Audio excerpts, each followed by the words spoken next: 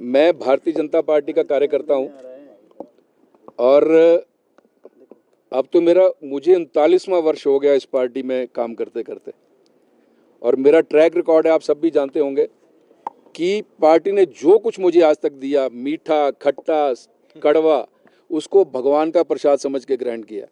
और पार्टी ये निर्णय करती है, और मैं इस विषय पर तो इसलिए भी कुछ नहीं बोल सकता क्योंकि मैं प्रदेश का चुनाव अधिकारी हूँ। मेरा जिम्मा इस बार प्रदेश का चुनाव करवाने का है, मैं चुनाव अधिकारी हूँ, तो इसलिए इस विषय पे मैं कोई टिप्पणी नहीं करूंगा। भारतीय जनता पार्टी में कभी भी कोई कार्यकर्ता, मैं केवल अपनी बात नहीं कर रहा हूँ, कभी भी कोई कार्यकर्ता किसी चीज की इच्छा नहीं करता।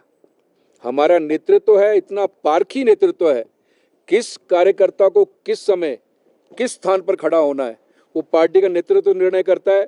मुझ जैसे एक छोटे से कार्यकर्ता को कांगड़ा चंबा पार्लियामेंट्री का सांसद बनाकर दिल्ली भेज दिया। मेरे लिए तो इतना बड़ा काम है ये करने के लिए। इसके लिए मैं आप सब चैनल्स के माध्यम से अपने केंद्र के नेतृत्व का और प्रदेश के नेतृत्व का कोटि कोटि धन्यवाद करता हूँ, कोटि कोटि प्रणाम करता हूँ। और वो जो मतदाता हैं और जो हमारे कार्यकर्ता हैं जिन्हें मैं अपना भगवान मानता हूँ, वो मेरे भगवान हैं, जिनकी अथक मेहनत से एक छोटा सा कार्यकर्ता दिल्ली चला गया सांसद बनके। इससे बड़ा मुझे और क्या चाहिए। मेरे लिए करने के लिए बहुत बड़ा काम है और पार्टी ने एक बहुत बड़ा जिम्मा मुझे अब संगठन में चुनाव अधिकारी के रूप में दिया है। इसके लिए भी मैं उनका कोटि कोटि धन्यवाद करता हूँ। हम तो हर बार बोलते हैं, रोज बोलते हैं कि सरकार जो है, ये सरकार झूठ का पिटारा लेकर सत्ता में आई है। इस सरकार ने ऐसे ऐसे वादे कर दिए जो कभी पूरे नहीं हो सकते, और जनता अब देख रही है, जनता बहुत जागरूक है। आपने कहा कि हर घर में 18 साल से ऊपर जितनी हमारी माताएं, बहनें, बेटियां हैं, उनको महीने का 1500 रुपया दिया जाएगा। अगर 4 हैं तो 6000 रुपया पर मंथ दिया जाएगा। और आज क्या स्थिति है, मुझे बोलने की आवश्यकता नहीं है। अब सारा मामला पंचायत के ऊपर फेंक दिया। और मैं परफॉर्मा देख रहा था, जो मैंने 4-5 दिन पहले वो परफॉर्मा मंगवाया, जो उन्होंने एलिजिबिलिटी रखी है 1500 रुपया मिलने की, उसको यदि देख लिया जाए तो मुझे लगता है कि 5% महिलाओं को भी उसका लाभ नहीं मिलेगा। जबकि वीडियोस वायरल हैं, आपने देखे होंगे, सब वीडियोस वायरल हैं, बड़े बड़े नेताओं के वीडियोस हैं। उन्होंने कहा था कि 1 है तो 1500, 2 है तो 3000, 3 है तो 4500, 4 है तो 6000 रुपया महीना दिया जाएगा हर महिला को। 22 लाख महिलाएं हैं पूरे हिमाचल प्रदेश में। अब देखिए क्या करते हैं, जनता इंतजार कर रही है। आपने कहा हर वर्ष 1 लाख नौकरी दी जाएगी। अगले महीने 2 वर्ष पूरे हो जाएंगे। जिस दिन 2 वर्ष पूरे हों, मैं आपसे प्रार्थना करना चाहता हूं कि श्वेत पत्र लीजिए हिमाचल प्रदेश की सरकार से। 2 वर्षों में 2 लाख नौकरियां दी जानी चाहिए थी। कितनी नौकरियां दी गई हैं, ये जवाब आप लोग ले सकते हैं दिसंबर में। और कितने निर्णय किए, और कितने, 300 यूनिट बिजली फ्री दे देंगे। माननीय जयराम ठाकुर जी इस प्रदेश के मुख्यमंत्री थे, कोई वादा नहीं किया था हमने। जब हम सत्ता में आए थे, हमने कोई वादा नहीं किया था कि हम बिजली मुफ्त देंगे। जयराम ठाकुर जी को लगा कि ये पावर सरप्लस स्टेट है और इस समय हम इस स्थिति में है कि हम दे सकते हैं, तो 125 यूनिट बिजली फ्री दी, और वो हुआ, आप सबने देखा। इस सरकार ने अपने एजेंडे में लिख दिया, मैनिफेस्टो में, कि हम 300 यूनिट बिजली फ्री देंगे। और आज क्या स्थिति है, 300 यूनिट बिजली तो क्या फ्री देनी थी, जो 125 यूनिट बिजली दी गई थी हिमाचल सरकार की दौर से, माननीय जयराम ठाकुर जी के द्वारा, उसको भी रोक दिया गया है। और इंतजार कीजिए, बिजली कितनी महंगी होने जा रही है हिमाचल प्रदेश में, ये आप आने वाले समय में देखेंगे।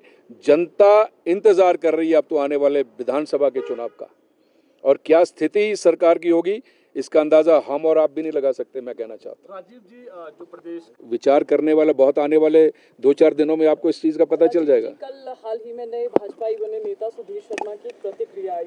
उन्होंने कहा कि अब कैबिनेट रैंक जिनको मिले हैं, अब उनके कैबिनेट रैंक भी जाने वाले हैं, और सरकार को लेकर भी उन्होंने टिप्पणी की कि अब ये सरकार ज्यादा दिन रहने वाली नहीं है।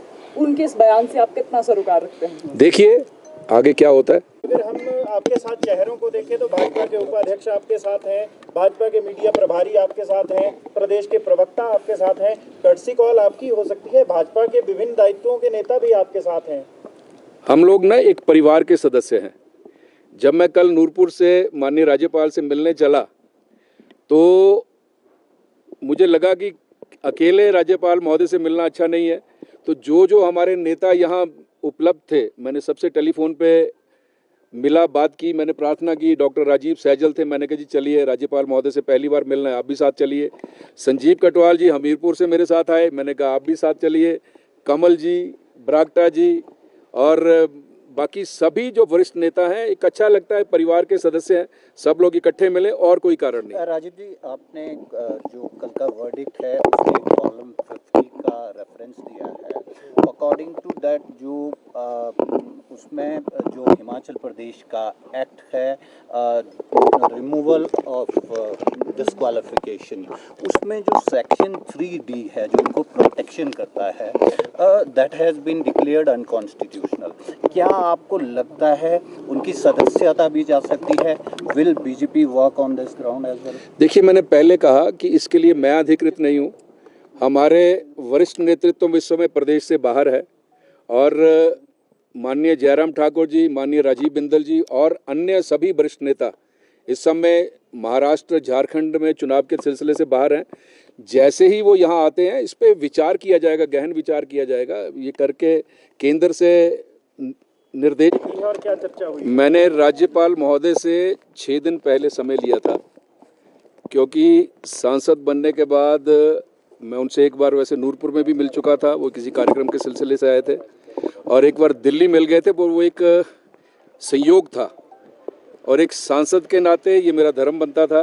तो मैंने माननीय राज्यपाल जी से 7-8 दिन पहले समय लिया था, तो मैं उस नाते केवल कर्टसी कॉल करने आया था। आज यही मिलने का कारण था। लेकिन जिस तरह का अभी लेटेस्ट जो पॉलिटिकल डेवलपमेंट हुआ है, क्या उसके संदर्भ में कोई चर्चा हुई है? और इसके साथ साथ आप इस डेवलपमेंट को किस तरह से देखते हैं? What is your take on this?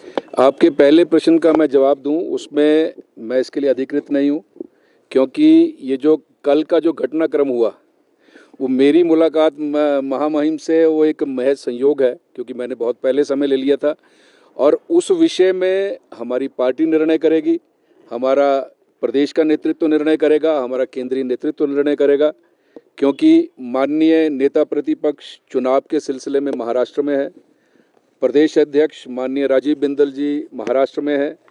मैं केवल संयोगवश, आज समय था मेरा तय किया गया था, उसके नाते यहाँ आया हूँ। और आपका दूसरा जो प्रश्न है, इस विषय में कोई चर्चा नहीं हुई है महामहिम से।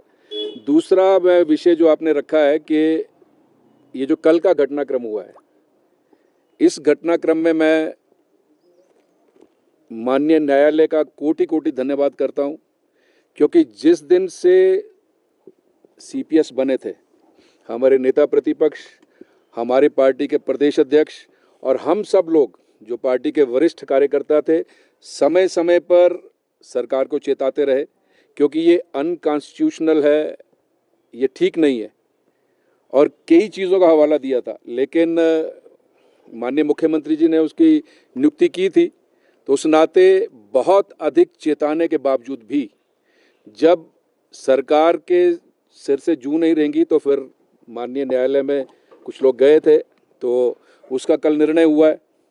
इसमें दूध का दूध, पानी का पानी हो गया है और एक ऐतिहासिक निर्णय है, क्योंकि हमने ये हवाला भी दिया था कि गुवाहाटी हाई कोर्ट ने निर्णय किया था, माननीय सुप्रीम कोर्ट ने इसको सेट असाइड किया था, और कल के निर्णय में आपको याद होगा कि आपने देखा होगा, निर्णय पढ़ा हो तो 2006 का जो कानून था सीपीएस बनाने का, उसको निरस्त कर दिया माननीय न्यायालय ने। और पॉइंट नंबर 50 अगर आप देखें, उसमें कहा गया है कि ये जो नियुक्ति है इट इज़ अनकॉन्स्टिट्यूशनल। तो कल का जो निर्णय है, ये निर्णय ऐतिहासिक निर्णय है और मुझे लगता है कि इसकी गूंज बहुत दूर तक जाएगी आने वाले समय में। मुझे केवल यही कहना है। आपने